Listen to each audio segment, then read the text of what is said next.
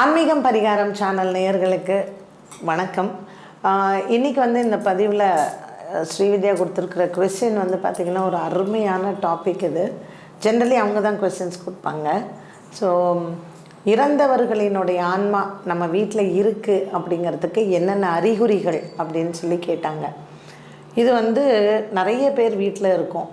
கொலுசு சத்தம் கேட்குது அப்படின்னு சொல்லுவாங்க. ஸோ ஒரு சிலர் வீட்டில் இப்போ இதில் ரெண்டு விதமாக நம்ம எடுத்துக்கலாம். இந்த இறந்தவர்களின் ஆத்மா நன்மையும் செய்யும் தீமையையும் செய்யும். இப்போ அலையுதுன்னு வச்சுக்கோங்களேன், செத்து போகிற எல்லா ஆத்மாவும் போய் கரை சேராது. இப்போ அலையுது, வீட்லேயே இருக்குது, நம்மளை தொல்லை பண்ணுது அப்படின்னா ஒரு சிலருக்கு தூங்க விடாது, அப்படியே ஒரு அழுத்தத்தை கொடுக்கும். அது போட்டு நம்மளை இம்சை பண்ணும், தூங்க விடாது.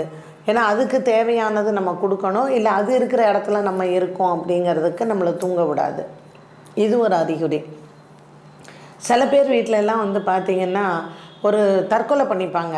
வீட்லேயே ஃபேனில் தொங்குறது, மருந்து குடித்து செத்து போகிறது, இப்படிலாம் பண்ணுவாங்க இல்லையா. யாரோ ஒருத்தர் அழறா மாதிரியே கேட்டுருக்கோம். ஆனால் நம்ம பார்த்தோன்னா அது எங்கன்னே தெரியாது. அந்த ஏக்கத்தில் இறந்து போகிறாங்க இல்லையா, அப்படி அந்த ஆத்மா இருக்கிறது. மூன்றாவது பார்த்திங்கன்னா அந்த ஸ்ரார்த்தம் வருது இல்லையா, அவளுடைய அந்த தவசம் வரக்கூடிய அந்த டைமில் மட்டும் நமக்கு அவள் வந்துட்டு போகிற அறிகுறிகள் ஒரு சிலர் வீட்டில் தெரியும். இதெல்லாம் சாந்தமாக இருக்கக்கூடிய ஆத்மாக்கள் தொந்தரவே செய்யாது. அவங்க பாட்டுக்கு வருவாங்க, எல்லாரையும் ஒரு வேளை அவங்களுக்கு பார்க்கணும் அப்படின்னு இருந்துச்சுன்னா பார்த்துட்டு போவாங்க. தொந்தரவே பண்ண மாட்டாங்க. ஒரு சிலது தான் ரொம்ப இம்சை பண்ணும், தூங்க விடாது, அங்கே இருக்கிறவங்கள சேட்டையெல்லாம் பண்ணும். சிலதெல்லாம் பார்த்திங்கன்னா வீட்டில் பொருள்கள் திடீர்னு காணாமல் போகும், இல்லை பொருள்கள் எல்லாம் தடாம்புடான்னு உடையிற சத்தம் எல்லாம் கேட்கும். இந்த மாதிரி இது நிறைய பேர் நம்பவும் மாட்டாங்க. இது என்ன பேய் வருது, பிசாசு வருதுன்னு சொல்கிறேன், இதெல்லாம் உண்மையா அப்படின்னு சொல்லிட்டு. இப்போ இந்த இறந்த ஆத்மாக்கள்லேயே பார்த்திங்கன்னா நிறைய பேர் சொல்கிறோம்ல, நம்ம பேய்ன்னு சொல்கிறோம், பிசாசுன்னு சொல்கிறோம், பிரம்மராட்சசன்னு சொல்கிறோம், மோகினின்னு சொல்கிறோம். அதே மாதிரி அலையுது பார்த்திங்களா, அந்த திருப்தி இல்லாமல் ஆத்மாக்கள் அலையுது, அதுக்கு ஒரு பேர் சொல்கிறோம். ஸோ இப்படி இந்த ஆத்மாக்கள்லேயே பல விதங்கள் நம்ம சொல்லுவோம். இதில் இந்த பிரம்மராட்சசன் அப்படின்னு சொல்கிறது என்ன அப்படின்னு கேட்டிங்கன்னா, சமுத்திர ஓரத்தில் இருக்கக்கூடியது, ரொம்ப நீண்ட காலமாக ஒரு 1000-2000 வருஷம் அலையிறதுன்னு சொல்கிறோம் இல்லையா, இதெல்லாம் பிரம்மராட்சசன்னு சொல்லுவோம். இதெல்லாம் சமுத்திர ஓரத்தில் இருக்கும். அதனால தான் எப்போவும் நீங்கள் கடலில் குளிக்கிறதுக்கு முன்னாடி அந்த சமுத்திரராஜன்ட்ட நம்ம வேண்டிக்கணுமா, எப்போவுமே அந்த சமுத்திர ஓரத்தில் நதிக்கரை ஓரங்கள். அதனால தான் 6 மணிக்கு மேலே போகாதீங்க, மத்தியானம் 12 மணிக்கு போகாதீங்கன்னு சொன்னதுக்கு காரணம் இந்த பிரம்மராட்சசன்லாம் அங்கே தான் இருப்பாள். ஒரு 1000 வருஷம் ஒரு ஆத்மா திருப்தி இல்லாமல் அலைஞ்சிக்கிட்டே இருக்குது, அதெல்லாம் பிரம்மராட்சசன்னு பேர். சில வீடுகள் எல்லாம் அதுக்கு இப்போ ஒரு 100 வருஷத்துக்கு முன்னாங்க என்ன இருந்ததுன்னு நமக்கு தெரியாது இல்லையா. அதுக்கப்புறம் அது அப்படியே டெவலப் ஆகும். நம்ம அப்போ பிளாட்டு போடுறாங்க, இது சீப்பாக வருது அப்படின்னு சொல்லிட்டு குடுகுடுன்னு போய் வாங்குகிறோம் பார்த்திங்களா. இந்த மாதிரி ஆன பிளாட்ல எல்லாம் அந்த மண்ணில் என்ன இருக்குன்னு நமக்கு தெரியாது. இப்போ பல காலமாக சில அந்த இடத்துல புதைச்சவங்க, அங்கே புதைச்சவங்க அந்த ஆத்மா அங்கேயே இருக்கும், அது சாந்தி இல்லாமல். இப்போ அதில் ஒரு வீடு கட்டுறோம் அப்படின்னா நம்ம வீட்டில் இறந்த ஆத்மாவா அப்படின்னு பார்த்தா அது அங்கேயே பல காலமாக குடிகொண்ட ஆத்மாவாக இருக்கும். அதுக்கு வேறு யாராவது வீடு கட்டின்னு அதுக்கு பிடிக்காது, விரட்டி விட்றோம். அது எப்படியாவது என் இடத்துல எப்படி இவன் இருக்கான் அப்படின்னு சொல்லிட்டு விரட்டி விடும். ஸோ இந்த மாதிரி நிறைய சம்பவங்கள், நிறைய விஷயங்கள் இந்த ஆத்மா விஷயத்தில் இருக்கிறதுனால உங்கள் வீட்டில் சம்டைம்ஸ் பார்த்திங்கன்னா யாருமே இருக்க மாட்டாங்க. ஒரு சிலருக்கு அந்த நல்ல மல்லிகைப்பூ வாசனை நல்லா தெரியும், ஒரு நல்ல பூ வாசனை வருது பாரு அப்படின்னு சொல்லுவாங்க. அப்போ அந்த ஜீவன் அங்கே இருக்குது அப்படின்னு தான் அர்த்தம். ஒரு சில நேரத்தில் ஒரு குப்புன்னு ஒரு சாக்கடை நாத்தமோ, ஒரு மாமிச ஸ்மெல்லோ ஒரு நைட்டு வரும். நம்ம வீட்டில் சமைக்கவே மாட்டோம், மாம்சம் நம்ம வீட்டில் சமைக்க மாட்டோம், திடீர்னு பார்த்தா மாம்ச ஸ்மெல்லு வரும், திடீர்னு பார்த்தா. அதனால் இந்த மாதிரி ஒரு வாடைகள் மூலமாக ஒரு ஆத்மா இருப்பதோ, அல்லது நமக்கு குடும்பத்தில் ஏற்படக்கூடிய சில விஷயங்கள், நான் சொன்னேன் இல்லையா, பொருள் காணாமல் போயிடும், திடீர்னு பார்த்தா இருக்கும், திடீர்னு பார்த்தா இருக்காது, இந்த மாதிரியான விஷயங்கள்லேயும் நம்ம தெரிஞ்சுக்கலாம்.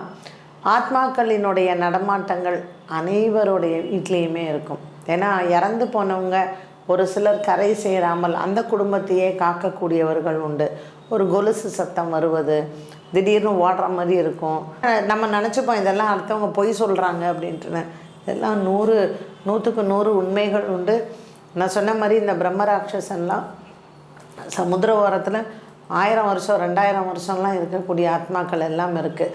அது நம்ம வீடுகளில் நம்ம அதனால தான் விளக்கேற்றுறது, சாம்பிராணி. சம்டைம்ஸ் வந்து பார்த்திங்கன்னா சில வீடுகளில் ரொம்ப சாமி கும்பிட்டு ஒரு சித்தர் மாதிரி வாழ்ந்து இறந்தவர்கள் எல்லாம் இருப்பாங்க. அவங்கெல்லாம் வந்து வீட்டில் இருக்காங்கன்னா திடீர்னு ஒரு சாம்பிராணி வாசனை வரும், ஊதுபத்தி வாசனை வரும், மல்லிப்பூ வாசனை வரும். ஸோ அந்தந்த வாடைகள் வைத்து நம்ம கண்டுபிடிக்கலாம் இந்த மாதிரியான விஷயங்கள் இருக்கா அப்படின்னு சொல்லிட்டு. ஸோ இதெல்லாம் உண்மையான்னு கேட்டிங்கன்னா கண்டிப்பாக உண்மை. இதை பற்றியெல்லாம் எங்களுக்கு தெரியும் அப்படிங்கிறதுனால தான் நாங்களும் உங்கள்கிட்ட சொல்கிறோம். அண்ட் இதற்கு பரிகாரங்கள் அப்படின்னு பார்த்திங்கன்னா என்ன மாதிரியான விஷயங்கள் உங்கள் வீட்டில் நடக்குது அப்படின்னு தெரிஞ்சுட்டு தான் அதுக்கு தகுந்த தேவதைகளை நம்ம உபாசனை பண்ணுறோம். உக்ர தேவதைகளை ஏன் வந்து நம்ம வீட்டில் சாமி கும்பிட மாட்டேங்கிறோம் அப்படின்னு சொன்னால், இந்த மாதிரியான ஜீவராசிகள்லாம் இருந்தால் அந்த உக்ர தேவர்கள் சம்டைம்ஸ் ரொம்ப ஜெல்லாயிரும். அப்போ அதுவும் ஜெல்லாச்சுன்னா 2 மாதம் சேர்ந்து வீட்டில் நம்மளை இருக்கக்கூடாது. சாந்த தேவதைகளை நம்ம உபாசனை பண்ணுறோம். நம்ம வீடுகளில் விளக்கேற்றுறோம், பூஜை பண்ணுறோம், சாமிக்கு வந்து நிறைய ஹோமங்கள் எல்லாம் வீட்டில் பண்ணுறோம், சாந்த தெய்வங்களை கும்பிட்றோம். அப்படிங்கும்போது குடும்பம் நல்லாயிருக்கும். ஒரு சாந்தமாக, ஒரு சுபீட்சமாக, ஐஸ்வர்யமாக நல்லாயிருக்கும். ஒரு உக்ர தேவத்தையை நம்ம உபாசனை பண்ணும்போது வீடுகளில் ஒருவேளை வழியில் போகக்கூடிய சில உக்ரமான ஆத்மாக்கள் நம்ம வீட்டில் செத்து போனவங்க தான் இல்லை, இங்கே இருக்கிற இந்த உக்ர தேவத்தை நீங்கள் உபாசனை பண்ணிகிட்டே இருக்கீங்களா, அந்த ரத்த வாடன்னு சொல்கிறாங்க பாருங்கள், அதுக்கு அதை அட்ராக்ட் பண்ணும். அந்த மாதிரியெல்லாம் வழியில் போகிறது வந்து உட்காந்துருச்சுன்னா கூட இது 2 மாதம் சேர்ந்து நம்மளை வந்து இம்சை பண்ணிக்கிட்டே இருக்கும். அதனால் இதுக்கு பல விதங்கள் இருக்குது. என்ன வழிகளில் என்ன தேவதைகளை நாம் வணங்கினால் நமக்கு இதிலிருந்து விடுதலை கிடைக்கும் அப்படிங்கிறது ஒரு பெரிய ஸ்டோரி அப்படின்னு சொல்லலாம். இதை பேசினால் பேசிக்கொண்டே போகலாம். இந்த மாதிரியான விஷயங்கள் உங்களுக்கு வந்து வீட்டில் இப்படி இருக்குது. இதை வந்து ஒரு சிலர் அமானுஷ்ய சக்தின்னுவாங்க. அமானுஷ்ய சக்தி அப்படிங்கிறது வேறு. அது ஏவல், பில்லி, சூன்யம் அப்படின்னு சொல்கிறது. நம்ம குடும்பத்தில் நம்ம இறந்தவங்க நமக்கு ஒரு தெய்வமாக இருந்து நம்மளை ஆசீர்வாதம் பண்ணுறாங்கன்னா நல்ல சகுனங்கள், நல்ல வாசனைகள், நல்ல திரவிய வாசனைகள் இது எல்லாமே வரும். நம்மளை தொல்லை பண்ணுது, நம்மளை தூங்க விட மாட்டேங்குது, இல்லை வீட்டில் எப்போ பார்த்தாலும் அகால மரணங்கள் இருக்குது, இல்லை ஒரு சிலர்லாம் எப்போ பார்த்தாலும் நான் சூசைட் பண்ணிக்கிறேன்னு சில வீட்டிலலாம் சிலதுங்க சொல்லிகிட்டே இருக்கும். ஸோ அந்த மாதிரியெல்லாம் இருக்கும்பொழுது அது என்ன மாதிரியான இது அப்படிங்கிறத நம்ம ஆராய்ந்து அதற்கான பரிகாரங்களோ இல்லை அதற்கான தெய்வங்களையோ நாம் வணங்கினால் இந்த பிரச்சனைகள்லேருந்து நாம் வெளிவரலாம். ஸோ இன்றைக்கி இந்த பதிவை இவ்வளோ நேரம் நீங்கள் பொறுமையாக கேட்டதுக்கு ரொம்ப ரொம்ப சந்தோஷம். மீண்டும் சந்திக்கும் வரை நன்றி, வணக்கம்.